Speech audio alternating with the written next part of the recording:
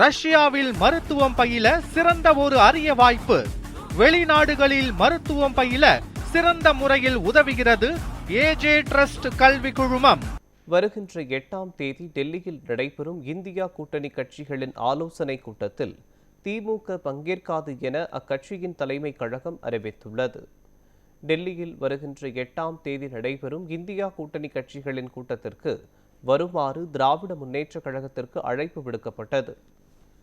இந்நிலையில் திமுக தலைமை கழகம் வெளியிட்டுள்ள அறிக்கையில், தமிழ்நாட்டில் நடைபெற்ற சட்டமன்ற பொதுத் தேர்தலுக்கு பின் காங்கிரஸ் கட்சி திமுகவிற்கு துரோகம் இழைத்து விட்டதாக கூறப்பட்டுள்ளது.